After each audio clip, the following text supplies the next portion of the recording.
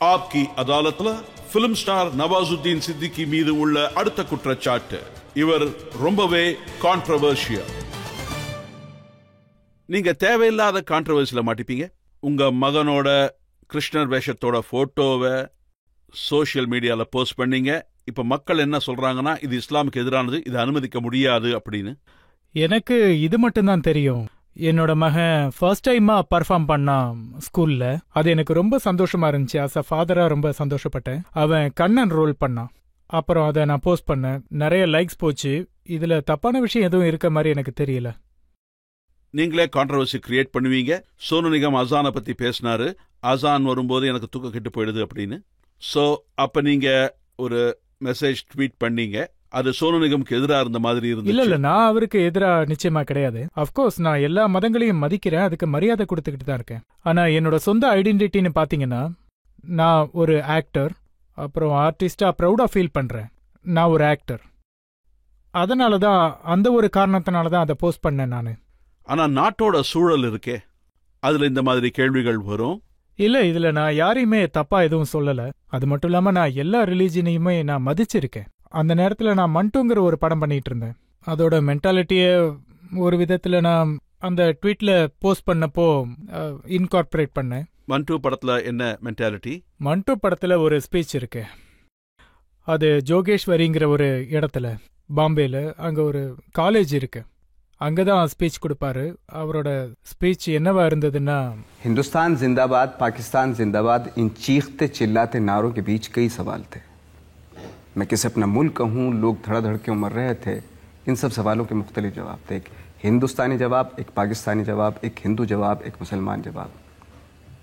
कोई इसे 1857 के खंडर में ढूंढता है, तो कोई ईस्ट इंडिया कंपनी को जिम्मेदार ठहराता है, और कुछ ऐसे भी हैं जो इसे मुगलिया हुकूमत के मलबे में टटोलने की कोशिश करते हैं. सब पीछे देख रहे हैं, लेकिन आज के कातिल लहू और लोहे से तारीख लिखते जा रहे हैं.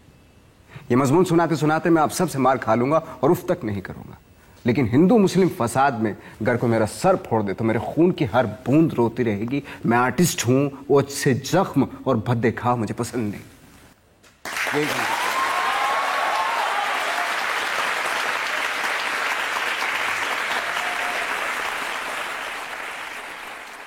ஒரு ஆர்டிஸ்டா இருக்கிறதுனால பாருங்க, ஒரு மனுஷன் என்ன வேலை செய்யறானோ அவனோட ஐடென்டிட்டி பாத்தீங்கன்னா அதேதான். நீங்க உங்க ஆக்டிங் அப்புறம் நீங்க செய்யற வேலைனால பிரபலமான நினைக்கிறீங்க. ஆனா அது நடக்கல.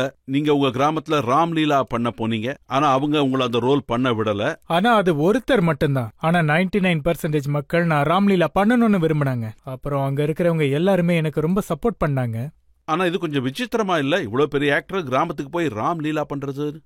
ஏன்னா எனக்கு என்னோட சந்தோஷமான விஷயம் என்னன்னா, சின்ன வயசுல இருந்து நான் ராம்லீலா பார்த்து தான் வளர்ந்தேன். நான் ஆக்டர் ஆகிறதுக்கும் அது ஒரு இன்ஸ்பிரேஷனா இருந்துச்சு. எங்க ஊர்ல ராத்திரி 2 மணி வரைக்கும் ராம்லீலா ஓடும்போது நாங்க அதை பார்த்துட்டு லேட்டா தான் வருவோம். எங்க அப்பா ஏன் லேட்டுன்னு கேட்கவே மாட்டார். ஏன்னா அவருக்கு தெரியும் நாங்க நல்ல விஷயத்தை தான் பார்த்துட்டு வருவோம். ராம்லீலாவில பாத்தீங்கன்னா அதுல நிறைய நல்ல விஷயங்கள் தான் இருக்கும். நம்ம ஒரு கலாச்சாரங்களை பத்தி சொல்லுவாங்க, பண்பாடு கலைகள் பத்தி சொல்லுவாங்க. இது மாதிரி நல்ல விஷயங்கள் ராம்லீலால சொல்லுவாங்க. ஆனா ஹிந்து முஸ்லீம் விஷயம்னு வரும்போது அதுல பெரிய கான்ட்ரவர்சி. கருப்பு சிவப்புங்கிற விஷயத்துல கான்ட்ரவர்சி. நீங்க ட்வீட் பண்ணீங்க, என்ன கருப்புன்னு சொன்னதுக்கு நன்றி, சிவப்பான மக்கள் என்ன ஒருத்தரை எடுத்துக்க முடியாது அப்படின்னு ட்வீட் பண்ணியிருந்தீங்க. நீங்க அது ஒரு நியூஸ் சேனல்ல எங்க படத்தோட காஸ்டிங் டைரக்டர் ஒருத்தர் இருக்காரு, அவரு அதை சொல்லியிருப்பாருன்னு நினைக்கிறேன். ஐ டோன்ட் நோ அவரு அதை எப்படி அதை வேற மாதிரி சொல்லியிருக்காங்கன்னு. அதுக்கு நான் பதில் சொன்னேன். அவர் என்ன எழுதினாருன்னா, நவாஸ்க்கு எதிரா ஹேண்ட்ஸமா ஃபேரா இருக்கிறவங்கள கேஸ்ட் பண்றது ரொம்ப கஷ்டம்னாரு. நான் என்ன சொன்னேன்னா, அப்படின்னா நான் டார்க், அப்புறம் I am not a good looking guy. So இந்த மாதிரியான விஷயங்கள்ல நான் ஃபோக்கஸ் பண்ண மாட்டேன்னு சொன்னேன். இதான் என்னுடைய பதில். ஆனா உங்க ட்வீட்ல பார்த்து நீங்க என்ன சொல்லிருக்கீங்கன்னா, dark in demand in Kolkata, dark in demand in Pune. ஆமா, எனக்கு இதுக்கு முன்னாடி இந்த விஷயத்துல கான்ஃபிடென்ட் இல்ல, ஆனா இப்ப ரொம்ப முழுமையா கான்ஃபிடென்ட் இருக்கு. பிலிம் இண்டஸ்ட்ரி இதெல்லாம் நடந்துகிட்டே இருக்கும். உங்களுக்கு தெரிஞ்சிருக்கும், மெஹமூத் சார் மிகப்பெரிய ஆக்டர். அவர் பாட்டே பாடி இருக்காரு. காலே ஹே தோ கியா ஹுவா தில்வாலே ஹே ஹம் தேரே தேரே தேரே சாஹனே வாலே. உங்களுக்கும் அப்படிதான் தோணுதா, கருப்பா இருந்தா என்னன்னு? இது எப்ப எனக்கு நல்லா இருக்கும்னு தோணுச்சுன்னா, நான் வெளிநாட்டுக்கு போகும்போது அங்க மக்கள் எங்களை கொஞ்சம் அழகுன்னு நினைப்பாங்க. ஆனா இங்க ஆக்சுவலா அவங்க டஸ்கி கலரை ரொம்ப அழகுன்னு நினைப்பாங்க. ஆனா இங்க கொஞ்சம் சகிச்சுக்க வேண்டியதா இருக்கு. ஆனா இப்ப உங்களுக்கு மக்களுடைய ஆதரவு கிடைச்சிருக்கு, அவங்க சப்போர்ட் ஃபுல்லா இருக்கு. இப்ப நீங்க இந்த டெஃபினேஷனை மாத்திட்டீங்கன்னு தோணுதா? எனக்கு சந்தோஷமாவும் இருக்கும். அப்புறம் நான் மக்களுக்கு இதை சொல்ல விரும்புறேன். என்ன மாதிரி கலர் விஷயத்துல யாரு டிப்ரெஸ்ஸா இருக்காங்களோ அவங்களும் இத பத்தி கேர் பண்ண வேண்டாம். ஏன்னா கலரால எதுவும் நடக்காது, உங்க வேலையால தான் எல்லாம் நடக்கும். அப்புறம் அழகுன்னு பாத்தீங்கன்னா அது நம்ம மனசுக்குள்ளதான் இருக்கு, வெளியில இல்ல.